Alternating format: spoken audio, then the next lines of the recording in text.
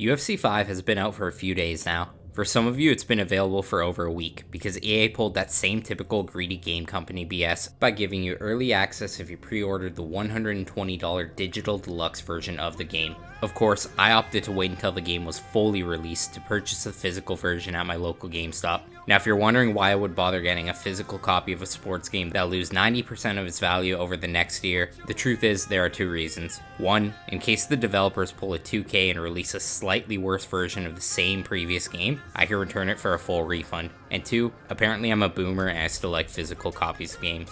Anyways, luckily my experience with UFC 5 has been relatively positive so far. The game takes what made UFC 4 enjoyable and runs with it. A typical sports game story mode where you work your way up from an amateur prospect to UFC champion, a wide variety of online modes, both ranked and unranked, and a fighting system that blends realistic MMA with a responsive fighting video game feel. While some people would prefer a more realistic approach, there is no denying that this system is incredibly addicting. The biggest improvements seem to be with the visuals themselves. As UFC 4 was built for the previous generation of consoles, it's pretty clear that the power of the PS5 and Xbox Series allows for a lot of graphical improvements this time around. There's more blood, more sweat, and character animations just seem a lot stronger overall. In terms of modes, to me the best feature is the new fight contracts. These are contracts that are updated daily to allow you to gain some in-game currency upon completion. Similar to actual fighter pay, you get a set amount plus a win bonus. While the amount is still definitely stingy, it is better than the amount you would gain on UFC 4, giving those players who refuse to pay for microtransactions a way to still get cool cosmetics for their created fighters.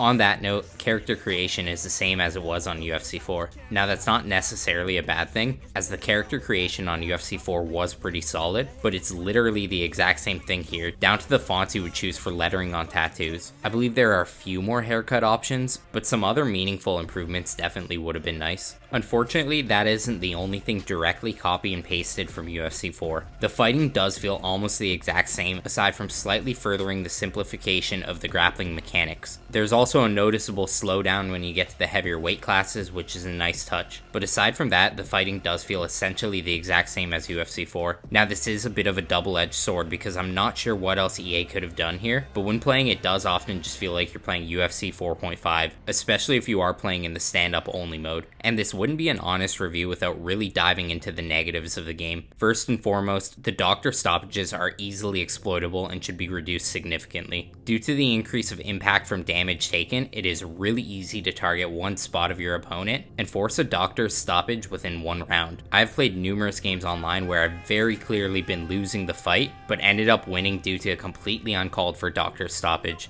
This is both frustrating for the loser and unsatisfying for the victor. Another negative is the extremely frequent glitches that occur. While this is a pretty new game and some of these may be patched out at some point, they're definitely a bit ridiculous and distracting. It is the type of unpolished game I typically expect from Electronic Arts, but I was hoping they proved me wrong. When you're grappling, hands will constantly go right through bodies, and falling after getting knocked out tends to just look like someone dropped a puppet on the floor. The game costs over $100 Canadian for just the base package, and with it being developed by one of the largest gaming developers, it definitely does seem a little bit rushed. So overall, UFC is a good game. I'll likely put over 100 hours into playing random online stand and bang matches as I did on UFC 4. Though I am pretty let down by the lack of improvements overall, it is clearly the best somewhat realistic fighting game available now, and with Undisputed Boxing being a bit of a flop all around and seeming like it may never come to consoles, things are likely going to remain that way. UFC 5 gets a 7.5 out of 10 for me, meaning it's solid, but I would definitely recommend playing UFC 4 until it goes on sale, unless you're a diehard fight fan.